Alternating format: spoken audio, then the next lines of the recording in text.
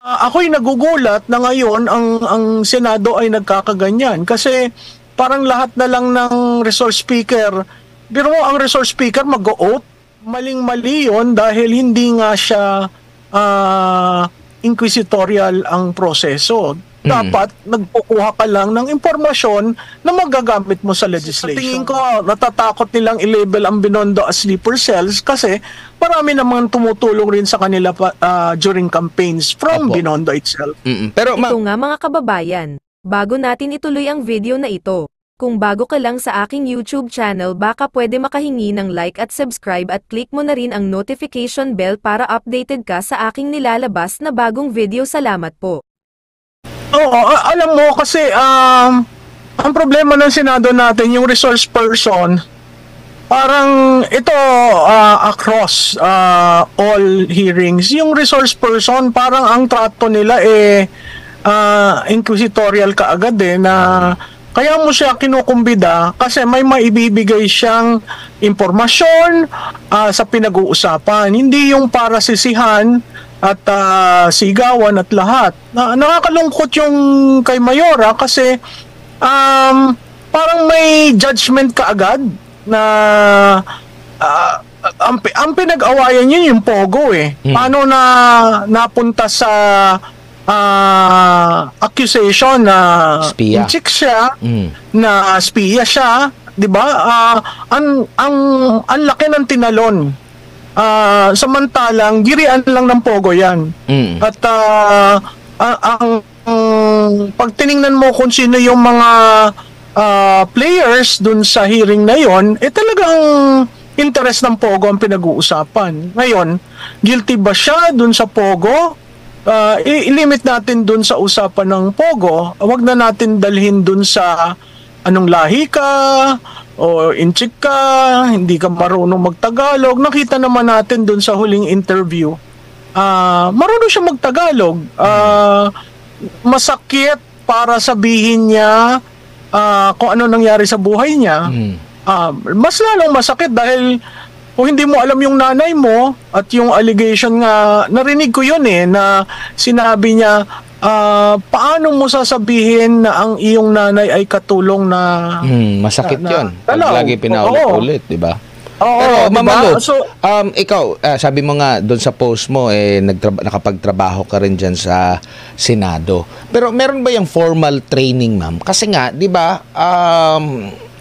hindi rin basta-basta pag ikay naging kasama dyan sa sa investigasyon. Kasi yun nga, dahil kung mapapansin mo sa mga past hearing, talagang ipapahiya ka, pagagalitan ka. Kung ikaw ay hindi naka-experience sa pagalitan ng nanay mo, baka dyan first time mo mapapagalitan ka, nandiyon yung kaba. At hindi hindi rin alam ng tagapagtanong kung ano talaga yung background mo. Wala ba yung formal training? Parang para paano i-handle ang ganito-ganyan na usapin, diretso lang ba, babarahin na itatanong agad. Pero may mga ganitong usapin. Minsan may mga ganitong mga klase ng resource person na di natin alam yung background nila, kung paano ba i-handle yung kanilang pag-iisip at pakiramdam. Alam mo, Edmar, meron kasing rules of investigation ang Senado. So, meron diyang panuntunan kung paano ginagawa. Pangalawa, kaya may committee secretary at may committee staff, yun dapat ang nagbe-vet dun sa kinumbit ng resource speaker. Part of vetting is alam nung chairman kung sino yung kausap niya, ano ang background niya.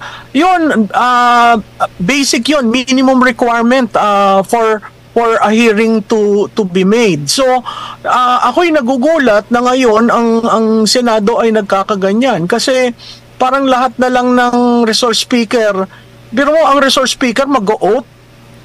So, di ba? Parang sinabi mo na walang nagsasabi ng totoo sa any Senate hearing kung pati resource speaker mo ay mag-o-oath. Maling-mali yun dahil hindi nga siya inquisitorial ang proseso. Dapat nagkukuha ka lang ng impormasyon na magagamit mo sa legislation. Meron ka bang nakikitang connection sa politika dito? Pero Oo. isang maliit lang na bayan ito eh. Paano mo ma-explain na ito may connection sa politika?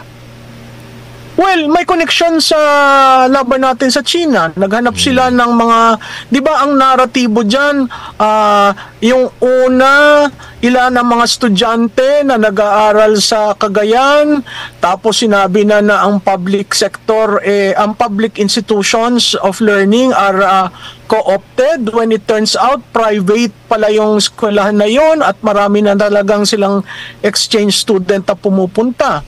After accusing ang ating educational system pinanggagalingan ang mga China, biglang nalipat sa politika. So pinapakita dito sa kumpas na ito na ang China is everywhere. Nasa usapin sa defense, sa ating territorial integrity, nasa usaping education, nasa usapin ng politika. Ang liit ng banban para mo masabing may influensya sa national. At maliit ang banban para mo rin sabihin may influensya sa provincial politics ng Tarlac. So saan ginagamit? Naghahanap lang ng poster boy o girl para sabihin, kita nyo, may nahalal na incheck dito sa atin. Maling-mali yun, no? Lalong-lalo na sa politika, pwede mo namang ipa-disqualify yan kung talagang wala ang mga requirements for a candidate. The fact na nakalusot siya at nanalo siya, at on the second year lamang sinabi na siya'y in-check, di ba? Problematic ako doon. Talagang politika ang saysay. Meron pang itong pinalulutang nila na sleeper cell. Para at least alam lang ng ating mga kababayan, ano ba itong sleeper cell na ito? Delikado ba ito? At saan kaya sila humugot nito? Sabi mo nga, may kaugnayan pa rin sa China. May kaugnayan sa China. Kahit na yung 38 na miyembro ng ating Armed Forces of the Philippines na nag-train, di ba? Yun ngayon ang accusation kay Vice Admiral Carlos. A Naval Academy graduate is being accused of being a traitor because he went to the Naval Academy of China. And mind you, programa ito na nasimulan under a Memorandum of Agreement ng 2004, which means during the time of President Arroyo. Ang dinikit, nangyari yan kay President Duterte. Hindi ho, tingnan nyo ho yun. At pangalawa, tungkol dyan sa mga training, ang ating National Defense College of the Philippines, under yan ng DND, ay tumatanggap ng foreign nationals to attend the degree program for a Masters in National Security and Administration, or MNSA. So hindi ho bago yan. Pero makikita mo ang kumpas in every sector. Sinasabi na may sleeper cell, may nakapasok na in-check. Alam mo kung gagawin natin yan, ang pinakamatandang Chinatown ay Binondo. Diba? So, matagal na yan. Kung titingnan mo, ang pwede tagal natin na sisihin rin si Limahong. Diba? Na ang Binondo sleeper cells. Sa tingin ko, natatakot nilang i-label ang Binondo as sleeper cells kasi marami namang tumutulong rin sa kanila during campaigns from Binondo itself. Pero ma'am, ito, nakikita mo rin ba yung posibilidad na kaya hindi tinatanggal pa yung Pogo para at least meron pa rin silang pambanat sa China? Kasi maraming mga pinalulutang nila, maraming krimen na involve yung Pogo. Ayaw naman nilang ipasara. In fact, sa China, bawal ang Pogo. Pero bakit pinapahintulutan pa rin nila? Tapos minsan kinokonek na espiya doon sa China agad na na-involve itong mayor sa Pogo na una, matagal lang sinasabi ng China na, i-stop nyo na yung operation dyan sa Pogo. Pero tuloy pa rin tayo. Oo, tama ka doon. Ang China ang humingi ng pagtigil diyan. Pero hindi tayo sumasagot ng tama kasi may mga areas na may Pogo. May mga areas na malapit sa officially recognized casino, may pogo ilang kilometre malayo dun sa casino. So, pag tiningnan mo yung Cavite, ang pinakamalaki diyang dating lugar na Cobelandia ay pogo buildings. So, naandyan pa rin. So, hindi yan isolated. Kailangan siguro ng general rule from this administration. O ayoko ng pogo, sarahan lahat ng pogo.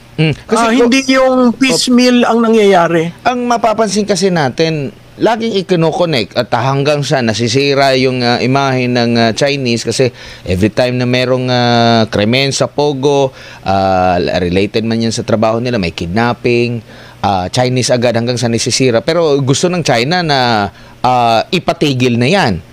'Di ba? So ang minsan na naisip din baka sila diyan na hindi pa rin na ipatigil yan para meron pa rin silang pangpitik doon sa China. At malaki ang kita sa pogo, 'di ba? Sa tingin ko itong araw lang yata ito na lumabas na merong miyembro ng SAF na nagpo-provide ng security sa mga pogo. So tanungin natin yung mga politiko. Oo, yan. Napakalaki. In fact, nung nagsimula ang Pogo, one of the dati ang drivers ng ekonomiya remittances at saka call center operations. There was a time na ang Pogo napakalakas. So, pera pa rin yan. Oo, kasi ang pinag-aawayan. Parang nairita na ako na parang always na lang laging sinisisi dyan sa Pogo, nagkakaroon ng kontrobersya. Ayaw naman ipasara. Hindi naman nila sinasabi na sino ba yung mga actually si Teresita Angsi, meron din talaga siyang binanggit na yung mga nasa likod din ng Pogo, mga politiko. Bakit hindi nila imbestigahan itong issue na ito at inimbestigahan nila itong issue ng gentleman's agreement? Well, politika, di ba? Yung Pogo nagkaroon na ng inquiries sa Senado at sa House. Pero yung legislation to ban or regulate it, hindi umuusad. Bakit? Kasi nasa arena ng politika. Ang naalala ko noon, nung panahon ng pandemya, needed talaga natin ng mga resources. Considering online lang din yan, no? Online betting din yan. Pero 'di ba narinig ko rin sa mismong pagdinig na kaya naman kumita ng ganun, kumbaga mas malaki pa, tapos yung social problem na dala niya hindi kumbaga yung hindi mas malaki katumbas ng mas malaki pa compared doon sa magiging kita mo, na-establish nila 'yon. Pero parang kinalimutan lang din.